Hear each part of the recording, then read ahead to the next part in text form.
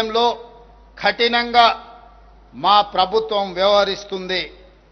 Eagle పేరుతో ఏర్పాటైన వ్యవస్థ రాష్ట్రం నలుమూలల నిశితంగా నిఘా పెట్టింది. గంజాయి కానీ డ్రగ్స్ మాయగాళ్ల వెన్నులో వణుకు పుట్టిస్తుంది. యువతను రక్షించుకుంటేనే తెలంగాణకు భవిత. యువత ఉద్యోగ ఉపాధికి పెద్ద పీట వేస్తున్నాం. బాధ్యతలు స్వీకరించిన మరుక్షణం టీజీపీఎస్సీని సంస్కరించాం. 20 నెలల కాలంలో 60,000 ప్రభుత్వ ఉద్యోగ నియామకాలను చేపట్టడం ద్వారా ఆ నిరుద్యోగ యువకుల కళ్ళల్లోనే కాదు, వాళ్ళ కన్న తల్లిదండ్రుల కళ్ళల్లో ఈరోజు ఆనందం వెలుగులను చూడగలుగుతున్నాం.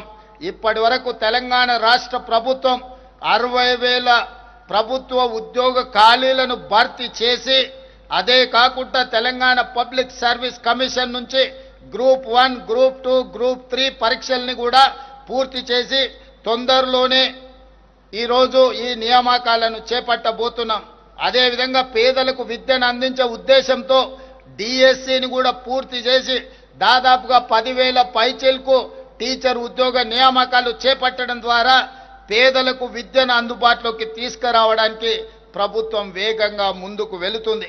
అదేవిధంగా ప్రైవేట్ రంగంలో కూడా దాదాపుగా 1,00,000 పైగా మన చదువుకున్న నిరుద్యోగ యువకులకు, ఇంజనీరింగ్ గ్రాడ్యుయేట్లకు